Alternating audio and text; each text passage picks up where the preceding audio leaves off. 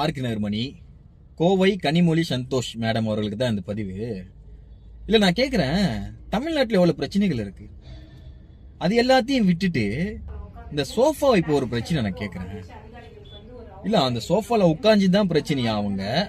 இல்ல அப்படின்னாக்கா அந்த கனிமொழி சந்தோஷ் மேடம் அவர்களை தமிழ்நாட்டு மக்கள் ஓட்டு போட்டு தேர்ந்தெடுத்தாங்களே, எங்களை தேர்ந்தெடுக்கலையே அப்படின்ற காண்டா? ஏன்?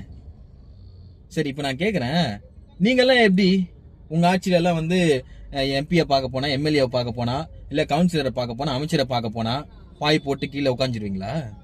இல்ல நான் கேக்குறேன், அங்க ஒருத்தர் காவல்துறை குழந்தைய வச்சுக்கிட்டு 2 வருஷமா கஷ்டப்படுறாரு, சிஎம் பார்க்கணும் சிஎம் பார்க்கணும் அப்படின்ட்டு. அது எடுத்து போடுங்களேன். இல்ல நான் பத்திரிகையாளர்கிட்ட கேக்குறேன், உங்களுக்கு தைரியம் இருக்கா? நான் கேக்குறேன், டிஎம்கே இருக்கிற யாரையாச்சும் போயிட்டு எப்படி சார் 10 லட்சம் கோடி கடன் ஆச்சுன்னு கேட்க முடியுமா சார்? ஒரு பப்ளிக் பாத்ரூம் கூட ஒழுங்கா இல்ல சார் உங்க ஆட்சியில் அப்படின்னு சொல்லிட்டு கேட்க முடியுமா? முடியாது இல்ல. மனசாட்சி இருந்தா போய் கேளுங்க.